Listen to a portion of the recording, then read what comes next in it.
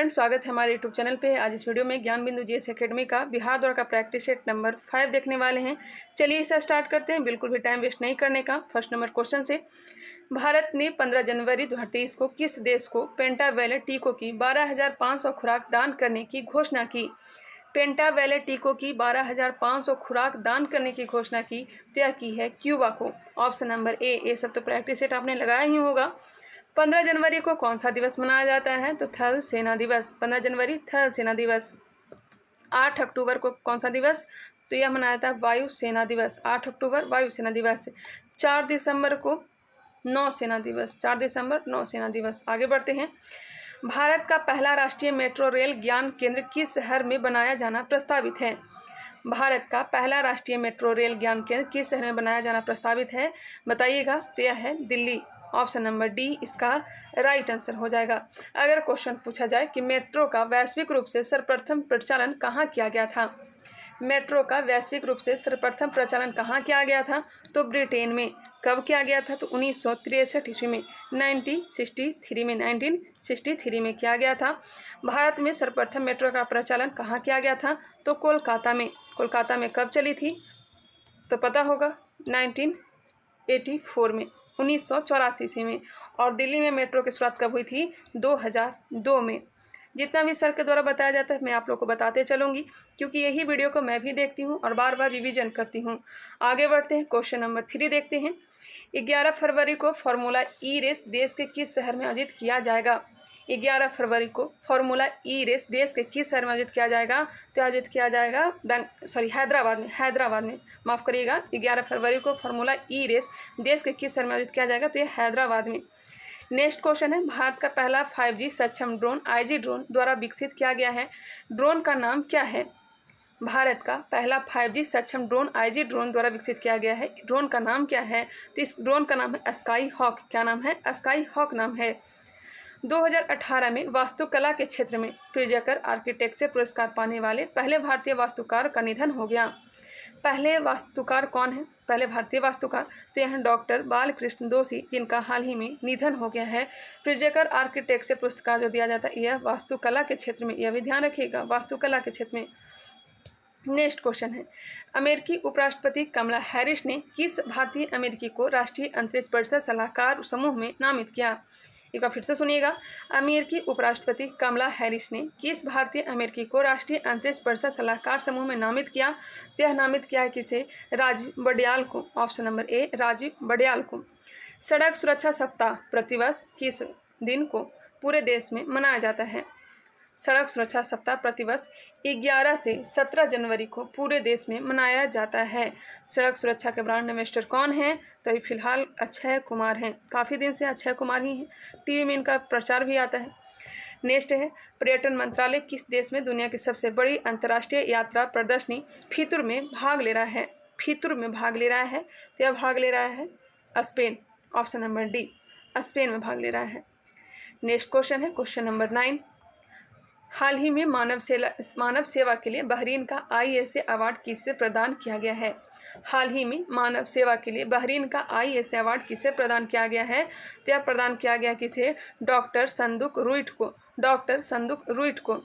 A nation to protect नामक पुस्तक के लेखक कौन हैं? ए नेशन टू प्रोटेक्ट के लेखक हैं प्रियम गांधी मोदी। कौन है? Priyam Gandhi Modi a nation to protect के लेखक हैं। 2 बार 3 बार रिवीजन मैं इसलिए करती हूँ कि मुझे भी याद हो जाए, अलग से मुझे और रिवीजन ना करना पड़े। गर्भवती महिलाओं के लिए विशेष स्वास्थ्य देखभाल कार्यक्रम आंचल किस राज्य की पहल है? आंचल जो है किस राज्य की पहल है? तो यह है राजस्थान। राजस्थान के करौली से इसे स्टार्ट किया गया था। ऑप्शन नंबर सी। करौली का नाम आया है तो आप लोग को ध्यान रखना है। व्यवगत संधि के तहत करौली को 1855 में हड़पा गया था, जबकि COD कंप्ट्रोलर डायरेक्टर ने इसे मान्यता नहीं दिया था। इस कारण से इसे वापस करना भी पड़ा था। व्यवगत संधि सबसे पहले किसने लाया था? लॉर्ड डलहौजी ने। 1848 में सबसे पहले हड़पा था सतारा को। 1849 को जैतपुर और संभलपुर को। 1850 में बघाट को हड़पा था। 1852 में उदयपुर को। 1853 में झांसी को। 1854 में 1854 में नागपुर को और 1855 में करौली को, जिसमें फिर वापस कर देता है। 1856 ईस्वी में कुशासन के आरोप में अवध को हड़पा था। ध्यान रखिएगा इस अपडेट। नेक्स्ट है, अक्टूबर 2022 में किस देश के साथ भारत ने मिसाइलों, रॉकेटों और गोला बारूद के निर्यात सौदे पर हस्ताक्षर किए हैं? अक्टूबर 2022 में किस देश के साथ भारत ने मिसाइलों, रॉकेटों और गोला बारूद के निर्यात सौदे पर हस्ताक्षर किए हैं? तो हो जाएगा आर्मेनिया, ऑप्शन नंबर बी।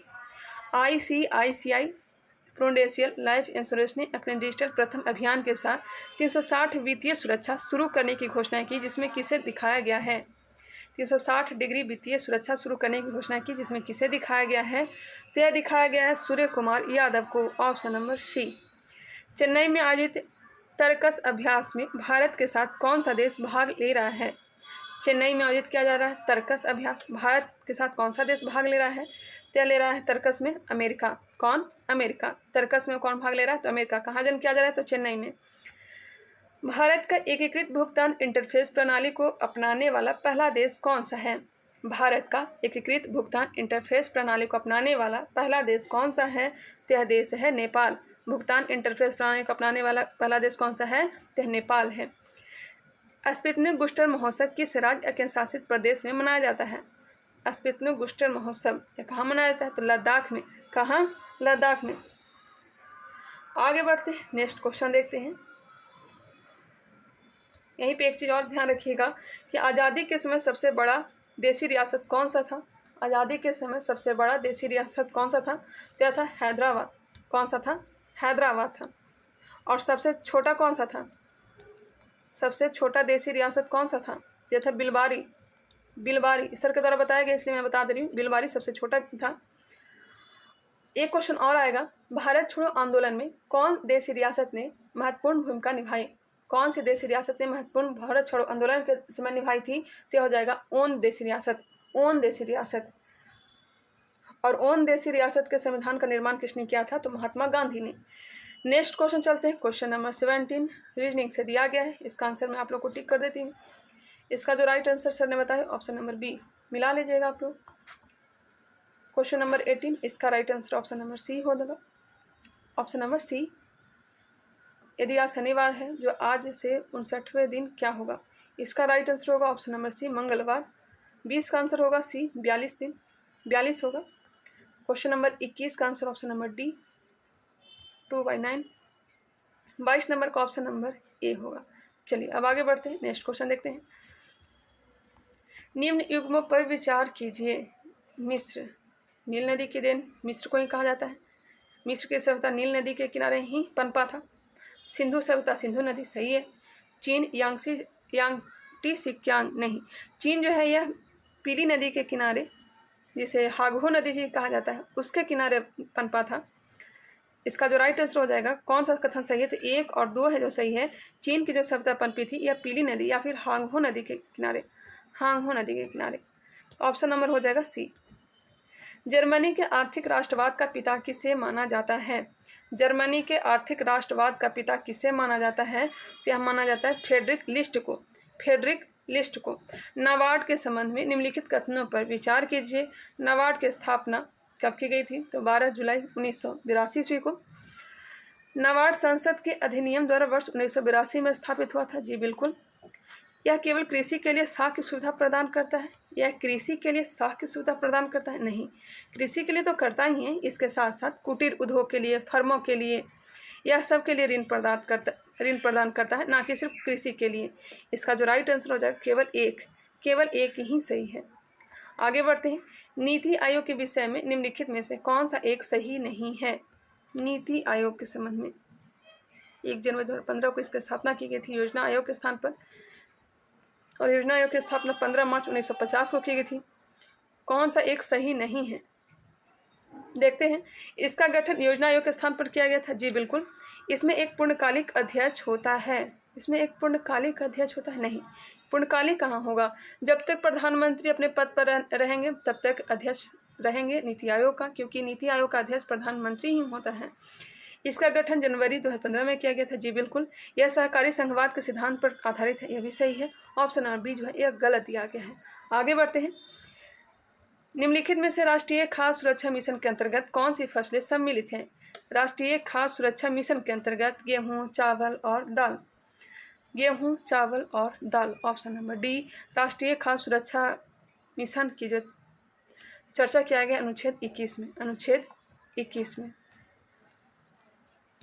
राज्य निर्वाचन आयोग नगरीय निकायों के निर्वाचन का संचालन किस अनुच्छेद के तहत करते हैं? राज्य निर्वाचन आयोग नगरीय निकायों के निर्वाचन संचालन किस अनुच्छेद के तहत करते हैं? राज्य निर्वाचन आयोग नगरीय निकायों के निर्वाचन का संचालन किस अनुच्छेद के तहत करते हैं? तो अनुच्छेद 243 के में। अनुच्छेद 243 के द्वारा। और अनुच्छेद 243 जी हमने पिछले वाले वीडियो में बताया भी था। अनुच्छेद 243 जी के द्वारा क्या है? तो 29 विषय दिया गया है पंचायती राज को। नेक्स्ट क्वेश्चन चलते हैं। Question number 29। क्वेश्चन नंबर 29 है, कौन सी परिस्थिति में चंद्र ग्रहण होता है? कौन सी स्थिति में चंद्र ग्रहण होता है? तो यह होता है पूर्ण चंद्र ग्रहण के समय चंद्र ग्रहण होता है। पेनाइन यूरोप, एल्पेशियन अमेरिका और अरावली भारत उदाहरण है। अरावली से ही तो समझ गए होंगे। पुरानी पर्वत श्रृंखला के पेनाइन यूरोप का पर्वत है, एल्पेशियन अमेरिका का है, अरावली भारत का। यह सब किसका उदाहरण है? तो पुरानी पर्वत श्रृंखला का। अरावली की सबसे ऊंची चोटी कौन सी है?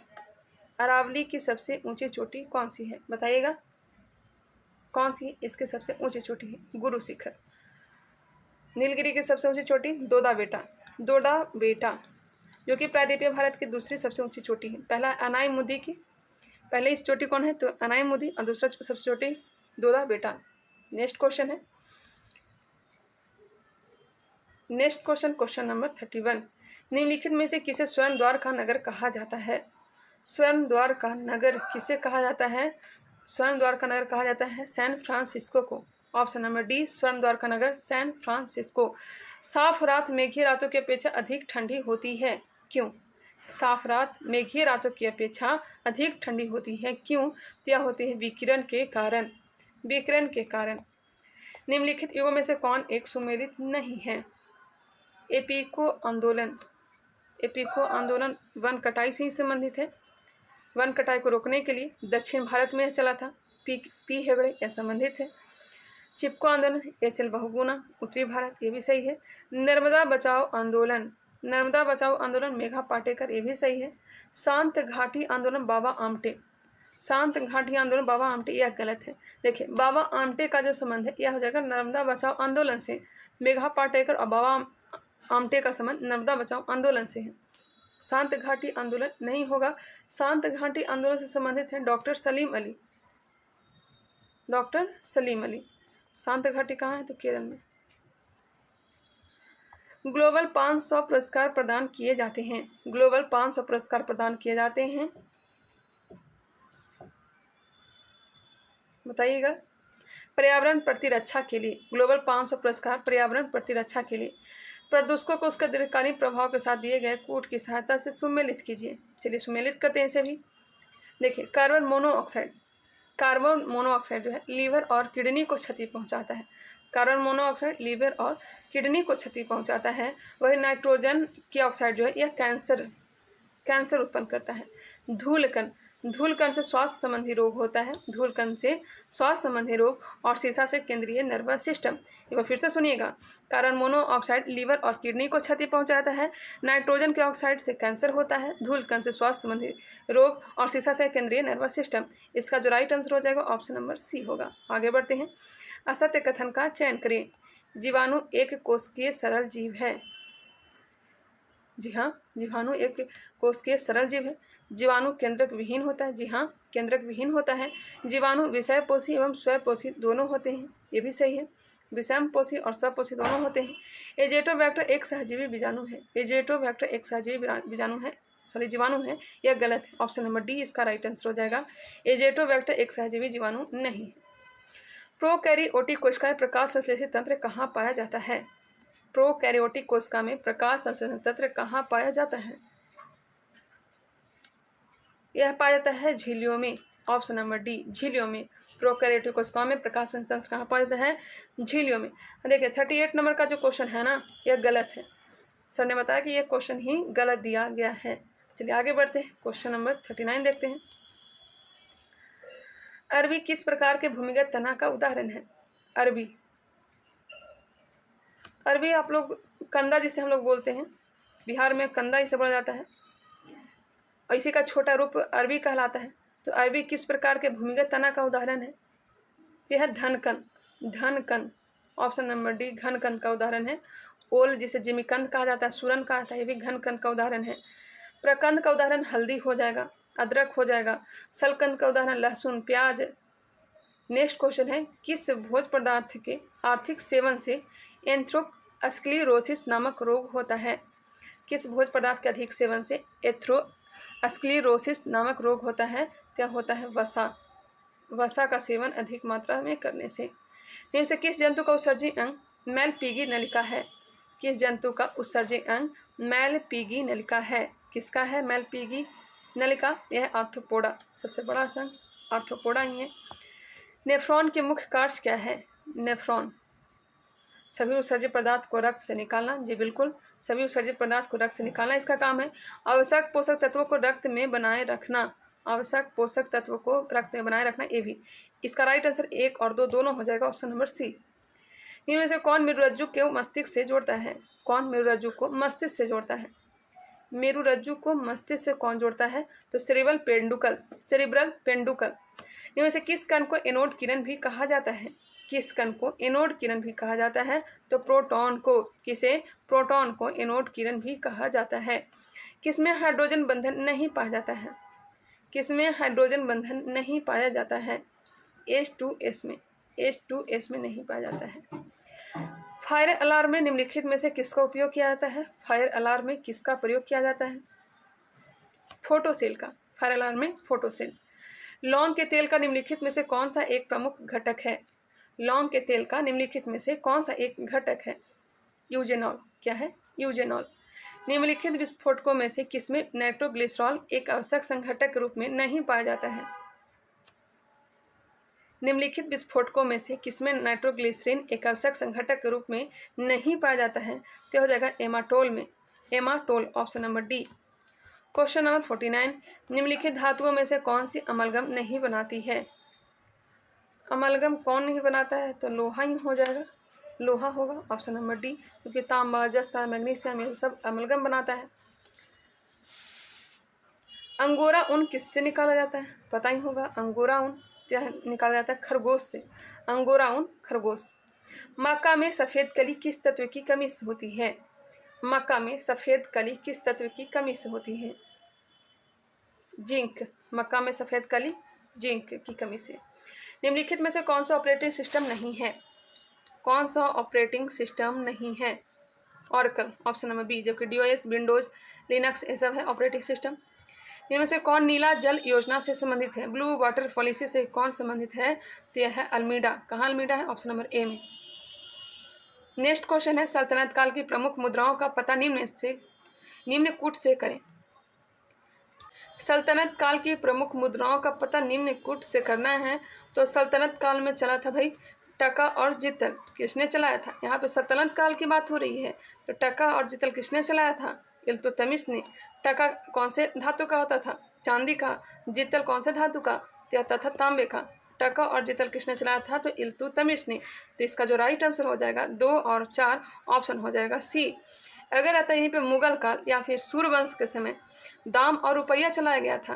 दाम जो होता था तांबे का होता था, दाम तांबा का होता था, और रुपया जो है यह होता था किसका? तो यह होता चांदी का। रुपया चांदी का। असरफी सोना का होता था। शेरशाह सूरी ने चलाया था, जिसका जो राइट आंसर हो जाएगा ऑप्शन नंबर सी। आगे बढ़ते हैं। निम्नलिखित में से किस युग्म को इंग्लैंड में अंग्रेज अधिकारियों की हत्या के आरोप में फांसी की सजा मिली थी? देखिए इसमें जो भी दिया गया है ना, सभी को हत्या की गई थी, फांसी की सजा दी गई थी। यहाँ पे स्पेशली पूछा गया है इंग्लैंड में। तो देखिए इंग्लैंड में जो फांसी की सजा दी गई थी मदन लाल ढींगरा को और उधम सिंह को। मदन लाल ढींगरा को और उधम सिंह को। करजन वाली की हत्या में मदन सिंह ढींगरा को और उधम सिंह ओडायर की इसने हत्या की थी। बहुत अच्छा काम किया था। ऑप्शन नंबर सी इसका राइट आंसर हो जाएगा। राजगुरु सुखदेव भगत सिंह को फांसी की सजा 23 मार्च 1931 को दी गई थी। नेक्स्ट क्वेश्चन है, किसके समय जैन धर्म श्वेतांबर और दिगंबर संप्रदायों में विभाजित हो गया था? श्वेतांबर संप्रदाय के संस्थापक स्थूलभद्र थे और दिगंबर संप्रदाय के संस्थापक भद्रबाहु था। यह जो विभाजित हुआ था यह पहली बौद्ध संगीति के समय ही, और पहली बौद्ध संगीति हुआ था पाटलिपुत्र में, और इस समय शासक कौन था? तो चंद्रगुप्त मौर्य था। ऑप्शन नंबर डी इसका राइट आंसर हो जाएगा। नेक्स्ट क्वेश्चन है, कौन सा हड़प्पा स्थल हरियाणा में स्थित नहीं है? रोपड़ सतलज नदी के किनारे पंजाब में है, तो यही राइट आंसर हो जाएगा रोपड़। जबकि राखी गढ़ी, बनावली, मिताथल यह सब हरियाणा में स्थित है। अगर क्वेश्चन पूछ दिया जाए कि भारत में स्थित हड़प्पा स्थल सबसे बड़ा कौन सा है, तो भारत में स्थित अगर पूछ दिया जाए तो राखी गढ़ी हो जाएगा। राखी गढ़ी। मिट्टी का हल कहाँ से प्राप्त हुआ है? तो बनावली से। चरक किसके दरबार में रहते थे? चरक चिकित्सक थे और किसके दरबार में रहते थे? तो रहते थे कनिष्क के दरबार में। कनिष्क के दरबार में। बिंबिसार के दरबार में कौन रहता था? तो जीवक रहता था। जीवक, जो प्रद्योत सेन की यह उपचार भी किया था जीवक ने। आगे बढ़ते हैं, नेक्स्ट क्वेश्चन देखते हैं। हर्ष के दरबार में, हर्षवर्धन के दरबार में बाण भट्ट रहता था। बाण भट्ट रहता था। इसके पुस्तक का नाम हर्षचरित और कादम्बरी है। चंद्रगुप्त द्वितीय के दरबार में कालिदास रहते थे। कालिदास। आगे बढ़ते हैं, नेक्स्ट क्वेश्चन है, राज दरबार में भेजे गए ईस्ट इंडिया कंपनी के प्रतिनिधि के साथ कौन से सर्जन गए थे जो सम्राट फर्रुखसियर को उनके कष्टकारी रोग से मुक्त करने के लिए प्रयासरत हुए? या फिर से क्वेश्चन को देख लीजिए। राज दरबार में भेजे गए ईस्ट इंडिया कंपनी के प्रतिनिधि के साथ कौन से सर्जन गए थे जो सम्राट फर्रुखसियर को उनके कष्टकारी रोग से मुक्त करने के लिए प्रयासरत हुए? बताइएगा। फर्रुखसियर को पीलिया रोग हो गया था। सर जॉन सुरमल के नेतृत्व में 4 सदस्यीय दूत मंडल 1715 ईस्वी में किसके दरबार में आया? तो फर्रुखसियर के दरबार में आया, और इसका जो बीमारी था उससे ठीक कर दिया। कौन? तो हैमिल्टन ने इस कारण से व्यापार करने की छूट दे दी। इस छूट को ही क्या कहा जाता है? 1717 का मैग्ना कार्टा कहलाता है। नेक्स्ट क्वेश्चन है, 1843 के इंडिया एक्ट 5 के द्वारा किस प्रचलन को अवैध घोषित कर दिया गया? 1843 लॉर्ड एलन ब्रो के समय में किस प्रचलन को अवैध घोषित किया गया? तो हो जाएगा गुलामी प्रथा, दास प्रथा। ऑप्शन नंबर बी इसका राइट आंसर हो जाएगा। इनमें से कौन शेरशाह का उत्तराधिकारी हुआ? शेरशाह का बेटा Islam Shah. Option number A. रूसी क्रांति के दौरान चेका का गठन किसने किया था? चेका का गठन किसने किया था?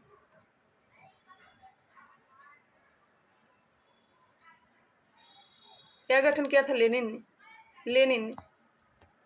निम्नलिखित में से कौन सा युग्म सही सुमेलित है? कौन सही सुमेलित है? देखते हैं।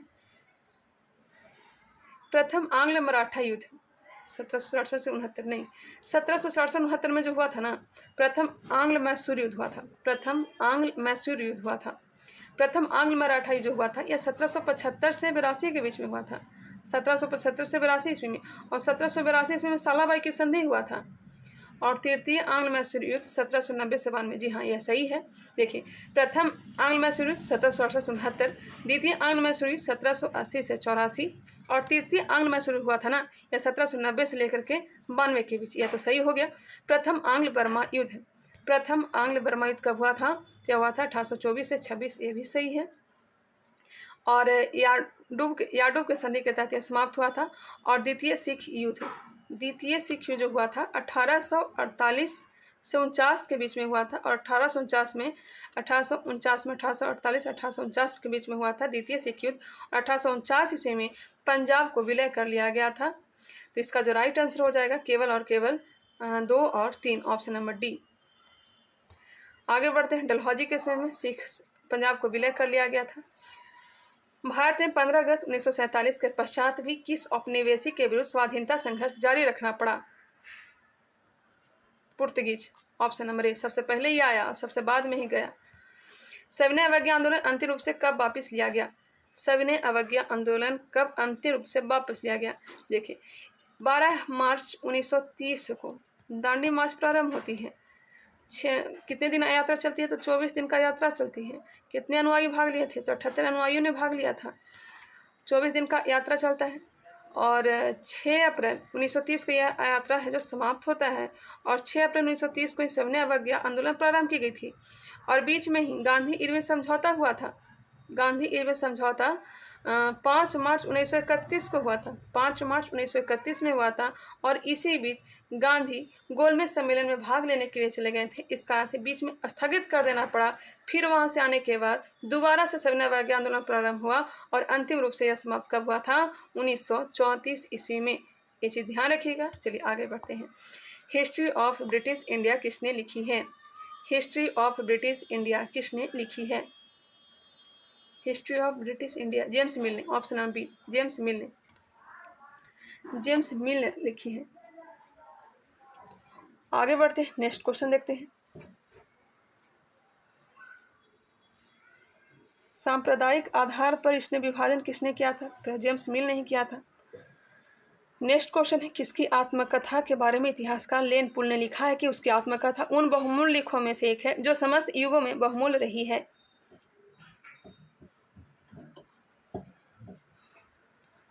किसकी आत्मकथा के बारे में इतिहासकार लेन पुल ने लिखा है कि उसकी आत्मकथा उन बहुमूल्य लेखों में से एक है जो समस्त युगों में बहुमूल्य रही है? तो लिखा है बाबर के बारे में। किसके बारे में? बाबर के बारे में। ध्यान रखिएगा। चलिए ये चीज़ यहाँ पे एक नोट कर लीजिएगा कि सविनय अवज्ञा आंदोलन चलाने की जो महात्मा गांधी को प्रेरणा मिली थी, ये किससे मिली थी? तो यह थोरो से मिली थी। किससे मिली थी? थोरो से मिली थी। यह क्वेश्चन आता है। आगे बढ़ते हैं। क्वेश्चन नंबर 68, ऐश्वर्या तेल क्षेत्र कहाँ स्थित है? ऐश्वर्या तेल क्षेत्र, तेल क्षेत्र से क्वेश्चन पूछा जाता है, ध्यान रखिएगा। ऐश्वर्या तेल क्षेत्र कहाँ स्थित है? तो यह हो जाएगा कहाँ? राजस्थान में। अंकलेश्वर तेल क्षेत्र आई थिंक क्वेश्चन में पूछा गया था। अंकलेश्वर तेल क्षेत्र बिहार दुर्गा में पूछा गया क्वेश्चन है, इसलिए ध्यान रखिएगा। ऐश्वर्या तेल क्षेत्र कहाँ? तो राजस्थान में है। नून माटी कहाँ है? ये भी बताइएगा। नून माटी कहाँ स्थित है? डिगबोई जो है यह असम में है। डिगबोई कहाँ है? तो असम में। नून माटी कहाँ? ये आप लोग कमेंट करके बताइएगा।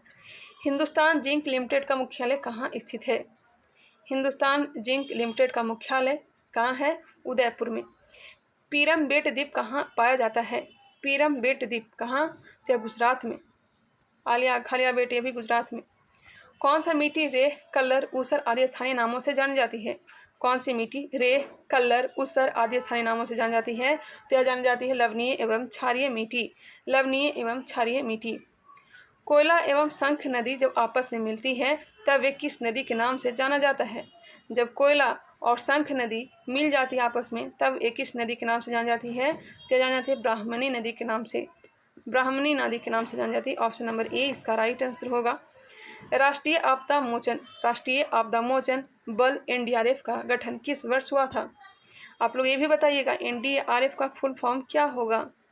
एनडीआरएफ का फुल फॉर्म क्या होगा? National disaster response force. National disaster response force, इसका फुल फॉर्म याद रखिएगा। नेशनल डिजास्टर रिस्पांस फोर्स, इसकी स्थापना 2006 में की गई थी। भारत को उष्णकटिबंधीय और उपोष्णकटिबंध में विभाजन करने के आधार के रूप में मानी गई जनवरी की समताप रेखा है। भारत को उष्णकटिबंधीय और उपोष्णकटिबंध में विभाजन करने के आधार के रूप में मानी गई जनवरी की समताप रेखा है। तो जनवरी की समताप रेखा 18 degree Celsius, 18 degree Celsius. Tamil Nadu के कोरोमंडल तट किस जलवायु प्रदेश के अंतर्गत आता है? तमिलनाडु के कोरोमंडल तट किस जलवायु प्रदेश के अंतर्गत आता है? तो यह जो आता है जी ऑप्शन नंबर सी एएस में आता है। खीर गंगा, देखिए खीर गंगा राष्ट्रीय उद्यान भारत के किस राज्य में स्थित है? तो यह है हिमाचल प्रदेश। हिमाचल प्रदेश, हिमाचल प्रदेश के लोग खीर ज़्यादा खाते हैं, इस तरह से आप लोग याद कर सकते हैं। खीर गंगा नेशनल पार्क हिमाचल प्रदेश। संविधान के किस भाग को भारत का मैग्ना कार्टा की संज्ञा दी गई है?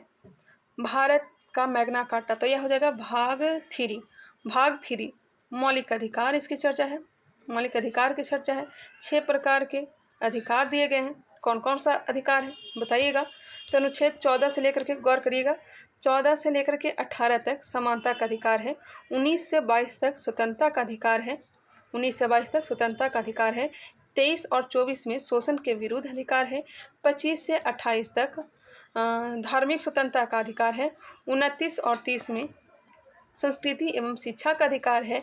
अनुच्छेद 31 में था क्या? संपत्ति का अधिकार, जिसे समाप्त कर दिया गया 44वां संविधान संशोधन 1978 के द्वारा कानूनी अधिकार बनाया गया। अनुच्छेद 300 के क में डाल दिया गया, यह समाप्ति हो गया। अनुच्छेद 32 में क्या है? तो संवैधानिक उपचारों का अधिकार है। तो ये 6 प्रकार का आपका अधिकार रहा। संपत्ति के अधिकार समाप्त कर दिया गया है। चलिए आगे बढ़ते हैं। भाग 2 में है नागरिकता। नागरिकता की चर्चा अनुच्छेद 5 से लेकर के 11 तक है। नागरिकता कहाँ से लिया गया है? ब्रिटेन से। एक खरी नागरिकता है। मौलिक अधिकार अमेरिका से लिया गया है। भाग 4 में क्या है? तो नीति निर्देशक तत्व है, DPSP है। कहाँ से लिया गया है? तो आयरलैंड के संविधान से लिया गया है। आयरलैंड के संविधान से लिया गया है। यह न्यायोचित नहीं है, इसके लिए हम लोग न्यायालय नहीं जा सकते हैं। अब भाग 5 में है भाई संघ की चर्चा। क्लियर। अब आगे बढ़ते हैं। एक नागरिक के मूल कर्तव्यों में निम्न में से कौन सा कर्तव्य सम्मिलित नहीं है? एक नागरिक के मूल कर्तव्यों में निम्न में से कौन सा कर्तव्य सम्मिलित नहीं है? देखिए, मूल संविधान में एक भी मूल कर्तव्य नहीं था, 0 मूल कर्तव्य थे। 42वां संविधान संशोधन 1976 के द्वारा सरदार स्वर्ण समिति के अनुसार पर 10 मूल कर्तव्य को जोड़े गए। उसके बाद 86वां संविधान संशोधन के द्वारा एक और मूल कर्तव्य को जोड़ा गया। अभी टोटल मूल कर्तव्य की संख्या कितनी है? तो 11 है। आप लोग ध्यान दीजिएगा, 11 हो, 11 मूल कर्तव्य को आप लोग याद कर लीजिएगा, क्योंकि यहाँ से अब क्वेश्चन पूछा जा रहा है। बताइएगा, एक नागरिक के मूल कर्तव्यों निम्न में से कौन सा कर्तव्य सम्मिलित नहीं है? तो प्राकृतिक पर्यावरण की रक्षा और उसका संवर्धन, ये तो है ही है। अब आगे देखते हैं। स्वतंत्रता के लिए हमारे राष्ट्रीय आंदोलन को प्रेरित करने वाले उच्च आदर्शों को संजोए रखें, उनका पालन करें, यह भी सही है। अस्पृश्यता मिटाने की ओर प्रयास करें। देखिए, अस्पृश्यता या फिर छुआछूत मिटाने की जो प्रयास किया गया है अनुच्छेद 17 में, अनुच्छेद 17 में अस्पृश्यता का अंत के बारे में चर्चा किया गया है। देखिए, वैज्ञानिक दृष्टिकोण, मानववाद और ज्ञान जन तथा सुधार की भावना का विकास करें, यह सब मूल कर्तव्य में दिया गया है। मूल कर्तव्य रूस से लिया गया है। ऑपरेशन चेकमेट, बताइएगा, ऑपरेशन चेकमेट क्या हो जाएगा? श्रीलंका। ऑपरेशन कैक्टस कहाँ चलाया गया? तो Maldives. Operation checkmate Sri Lanka, operation cactus Maldives, operation blue star Punjab, operation Siddharth Bihar. एक बार फिर से, operation checkmate Sri Lanka, operation cactus Maldives, operation blue star Punjab, operation Siddharth Bihar. इसका जो राइट आंसर हो जाएगा ऑप्शन नंबर ए हो जाएगा। 2-3 बार रिवीजन करने से मुझे भी याद हो जाएगा, अलग से मुझे रिवीजन करने की जरूरत नहीं पड़ेगी। हालांकि मैं भी भूल जाती हूँ, 2 बार 3 बार मैं भी रिवीजन कर ही लेती हूँ। आगे बढ़ते हैं, नेक्स्ट क्वेश्चन देखते हैं। निम्नलिखित में से कौन सा एक प्राधिकरण किसी राज्य के राज्यपाल को उस विशेष राज्य की पंचायतों द्वारा विनियोजित हो सकने वाले करों और शुल्कों के निर्धारण के सिद्धांतों के विषय में संस्तुति करता है? क्वेश्चन को फिर से देखिएगा, क्योंकि क्वेश्चन लंबा है। कौन सा एक प्राधिकरण किसी राज्य के राज्यपाल को उस विशेष राज्य की पंचायतों द्वारा विनियोजित हो सकने वाले करों और शुल्कों के निर्धारण के सिद्धांतों के विषय में संस्तुति करता है? यह हो जाएगा उस राज्य का वित्त मंत्रालय। उस राज्य का वित्त मंत्रालय अनुच्छेद 243 के आई में चर्चा किया गया है। अनुच्छेद 243 आई। क्लियर। अब आगे बढ़ते हैं, नेक्स्ट क्वेश्चन देखते हैं। भारत में राजनीतिक व्यवस्था के मूलभूत लक्षण हैं। भारत में राजनीतिक व्यवस्था के मूलभूत लक्षण क्या है? तो हो जाएगा, यह एक लोकतांत्रिक गणतंत्र है। जी हाँ। इसमें संस्थात्मक रूप की सरकार है। जी। सर्वोच्च सत्ता भारत की जनता में निहित है। बिल्कुल। यह एक एकीकृत शक्ति का प्रावधान करती है। जी हाँ। इसका जो राइट आंसर हो जाएगा सभी चारों, ऑप्शन नंबर डी। अपनी राष्ट्रवादी प्रतिक्रिया में भारतीय संविधान के निर्माताओं ने अल्पसंख्यकों के हितों तथा भावनाओं के महत्व को कम करके आंका है। यह कथन किसका है? बताइएगा। अपनी राष्ट्रवादी प्रतिक्रिया में भारतीय संविधान के निर्माताओं ने अल्पसंख्यकों के हितों तथा भावनाओं के महत्व को कम करके आंका है। यह कथन किसका है? यह हाइवर नहीं होगा, आइवर जेनिक्स का ऑप्शन नंबर डी इसका राइट आंसर हो जाएगा। अगर टाइम लगता हो तो वीडियो आप लोग फास्ट करके भी देखा करें। निम्नलिखित में से किसने भारत के उपराष्ट्रपति का पद संभाला? देखिए, किसने भारत के उपराष्ट्रपति का पद संभाला? ये सभी के सभी राष्ट्रपति हैं, और राष्ट्रपति बनने से पूर्व कौन उपराष्ट्रपति रह चुके हैं? इसका जो राइट आंसर हो जाएगा मोहम्मद हिदायतुल्लाह और शंकर दयाल शर्मा। निर्विरोध रूप से चुने गए उपराष्ट्रपति कौन थे? तो मोहम्मद हिदायतुल्लाह ही थे। देखिए, तीन का नाम याद रखिएगा जो निर्विरोध रूप से चुने गए थे। एक का नाम है सर्वपल्ली राधाकृष्णन, एक का नाम है मोहम्मद हिदायतुल्लाह और एक नाम है शंकर दयाल शर्मा। निर्विरोध चुने गए 3 उपराष्ट्रपति मोहम्मद हिदायतुल्लाह, सर्वपल्ली राधाकृष्णन और शंकर दयाल शर्मा। पहले उपराष्ट्रपति कौन बने थे? तो सर्वपल्ली राधाकृष्णन ही बने थे। चलिए यहाँ पे और क्वेश्चन बताती हूँ आप लोग को। 6 उपराष्ट्रपति राष्ट्रपति बने हैं। 6 ऐसे उपराष्ट्रपति जो हैं यह राष्ट्रपति बने हैं। उनका नाम याद रखिएगा। सर्वप्रथम सर्वपल्ली राधाकृष्णन, दूसरा जाकिर हुसैन, पहला सर्वपल्ली राधाकृष्णन, दूसरा जाकिर हुसैन, तीसरा बीबी गिरी, ये भी उपराष्ट्रपति के बाद राष्ट्रपति बने। चौथा आर वेंकटरमन, ये भी उपराष्ट्रपति रह चुके, फिर बाद में राष्ट्रपति बने। 5वां शंकर दयाल शर्मा और छठा KR नारायणन। एक बार फिर से सुनिएगा, सर्वपल्ली राधाकृष्णन, डॉक्टर जाकिर हुसैन, BV गिरी, R वेंकटरमन और शंकर दयाल शर्मा KR नारायणन उपराष्ट्रपति के बाद राष्ट्रपति बने थे। उसके बाद 6 ऐसे मुख्यमंत्री जो हैं या प्रधानमंत्री बने, कौन कौन थे? तो मोरारजी देसाई कहाँ के मुख्यमंत्री बने थे? तो बम्बई के। उसके बाद चौधरी चरण सिंह यूपी के मुख्यमंत्री बने थे। Vishwanath Pratap Singh, PV Narasimha Rao, HD Deve Gowda, Narendra Modi.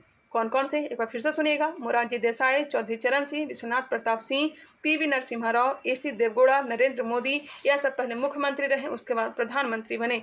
इसका जो राइट आंसर हो गया ऑप्शन नंबर B हो गया। नेक्स्ट है, भारत सरकार में सर्वोच्च शासकीय अधिकारी कौन है? भारत सरकार में सर्वोच्च शासकीय अधिकारी कौन है? तो भारत के मंत्रिमंडल सचिव, ऑप्शन नंबर C। भारतीय संविधान में न्यायिक पुनरावलोकन का आधार है। भारतीय संविधान में न्यायिक पुनरावलोकन का आधार विधि का शासन, ऑप्शन नंबर C। संविधान के किस प्रावधान में कहा गया है कि विधि के प्राधिकार के बिना न तो कोई कर लगाया जा सकता है और न ही एकत्रित किया जा सकता है? बताइएगा, संविधान के किस प्रावधान में कहा है कि विधि के प्राधिकार के बिना न तो कोई कर लगाया जा सकता है और न ही एकत्रित किया जा सकता है? तो हो जाएगा अनुच्छेद 265। किस भारतीय पाकिस्तान संघर्ष के परिणाम स्वरूप बांग्लादेश स्थापित हुआ? बांग्लादेश दिसंबर 1971, 16 दिसंबर को, शायद 16 दिसंबर 1971 को। ऑप्शन नंबर A इसका राइट आंसर होगा। निम्नलिखित में से किस एक के लिए केशिकत्व एकमात्र कारण नहीं है? किस एक के लिए केशिकत्व एकमात्र कारण नहीं? स्याही का सूखना केशिकत्व, भूमिगत जल का ऊपर चढ़ना, सूती कपड़ों पर जल की बूंद का फैलना, ये सब केशिकत्व का। जबकि पौधों की जड़ों से जल का इसके पर्ण समूह की ओर बढ़ना एकमात्र केशिकत्व एक कारण नहीं है। कपड़ों को सुखाने के लिए निम्नलिखित अवस्थाओं का कौन सा निम्नलिखित अवस्थाओं का कौन सा समूह उपयुक्त है? माफ करिएगा, कपड़ों को सुखाने के लिए निम्नलिखित अवस्थाओं का कौन सा समूह उपयुक्त है? तो प्रबल वायु, उच्च ताप, शुष्क हवा। प्रबल वायु, उच्च ताप और शुष्क हवा, ऑप्शन नंबर D। त्योहारों के समय भवनों में लगाई जाने वाली लाइटें झालरों का उदाहरण है। देखे होंगे दीपावली में हम लोग झालर लगाते हैं, ये किसका उदाहरण है? तो यह हो जाएगा श्रेणी परिपथ का। एक लंबी धारावाही परिनालिका द्वारा उत्पन्न चुंबकीय क्षेत्र होगा। परिनालिका के सिरों पर अधिकतम। डायोड को एक रूप में प्रयोग किया जाता है। डायोड को रेक्टिफायर के रूप में प्रयोग किया जाता है। डायोड को रेक्टिफायर के रूप में। वह उपकरण जिसका उपयोग मोटर गाड़ियों में दूरी मापने के लिए किया जाता है। ऑडोमीटर का प्रयोग मोटर गाड़ियों में दूरी मापने के लिए किया जाता है। स्पेन के उस पेशेवर टेनिस खिलाड़ी का नाम बताइए जो किंग ऑफ क्ले के रूप में जाना जाता है। किंग ऑफ क्ले के रूप में कौन जाना जाता है? बताइएगा, राफेल नाडाल परेरा। कहाँ के हैं? स्पेन के। संगीत के क्षेत्र में पुलित्जर पुरस्कार जीतने वाले पहले रैपर का नाम है। पुलित्जर पुरस्कार जीतने वाले पहले रैपर का नाम क्या है? क्या हो जाएगा? क्रेडिक लैमर। निम्नलिखित में से कौन सा शहर द गोल्डन ट्रायंगल नामक पर्यटन परियोजना का हिस्सा नहीं है? द गोल्डन ट्रायंगल नामक पर्यटन परियोजना का हिस्सा नहीं है। जयपुर तो है ही है, आगरा भी है, दिल्ली भी, जबकि लखनऊ नहीं है, ऑप्शन नंबर C। न्यूनतम साक्षरता के आधार पर राज्यों एवं केंद्र शासित प्रदेशों की रैंकिंग आरोही क्रम में सजाएं। आरोही बढ़ते क्रम में, न्यूनतम साक्षरता के आधार पर। तो बिहार, उसके बाद अरुणाचल प्रदेश, फिर राजस्थान। सबसे कम बिहार, उसके बाद अरुणाचल प्रदेश, राजस्थान। सुमेलित कीजिए। मेहंदी लोक कला तो राजस्थान का है। आपना पहाड़ी क्षेत्र। हरीपन बिहार में। चौकपुरना उत्तर प्रदेश में। हालांकि चौकपुरना बिहार का भी है, झारखंड का भी है। चलिए आगे बढ़ते, इसका जो राइट आंसर होगा ऑप्शन नंबर A हो जाएगा। शराबबंदी लागू करने वाला पहला भारतीय राज्य है। देखिए, शराबबंदी जो लागू किया था ना, ये गुजरात। जिस समय गुजरात राज्य बना था उसी समय शराबबंदी लागू कर दिया था। गुजरात कब बना था? तो 1960 ईस्वी में इसका गठन किया गया था और 1960 में ही शराबबंदी कर दिया था। और बिहार में शराबबंद कब किया गया था बताइएगा? 1 अप्रैल 2016 को। 1 अप्रैल 2016 को बिहार में शराबबंदी किया गया था। शराबबंदी जो है अनुच्छेद 47 के तहत किया गया था। रामचंद्र नारायण द्विवेदी, इसका जो राइट आंसर होगा ऑप्शन नंबर A होगा। रामचंद्र नारायण जी द्विवेदी किस नाम से विख्यात हैं? रामचंद्र नारायण जी द्विवेदी किस नाम से विख्यात हैं? तो हो जाएगा कवि प्रदीप के नाम से। कवि प्रदीप के नाम से। 100 क्वेश्चन को हमने कंप्लीट कर लिया। बताइएगा कितने क्वेश्चन आप लोग को सही हुआ। वीडियो कैसा लगा वो भी आप लोग कमेंट करके बताइएगा। अगर ये वीडियो पसंद आया तो इसे लाइक कर लीजिएगा, नए हैं तो सब्सक्राइब कर लीजिएगा, और जहाँ तक हुआ तो आप लोग शेयर भी कर सकते हैं। मिलते हैं नेक्स्ट वीडियो में, तब तक के लिए धन्यवाद। बिहार पुलिस का जो प्रैक्टिस सेट है वो एजुकेशन ब्रांच चैनल पे चल रहा है। आप लोग बिहार पुलिस का प्रैक्टिस सेट देखना चाहते हैं तो एजुकेशन ब्रांच पे देख सकते हैं, और इसके साथ साथ मैं बोर्ड पे भी क्लास ले रही हूँ, वो भी आप लोग एजुकेशन ब्रांच चैनल पे देखेंगे। चलिए फिर से आप लोग को धन्यवाद करती हूँ। मिलते हैं नेक्स्ट वीडियो में।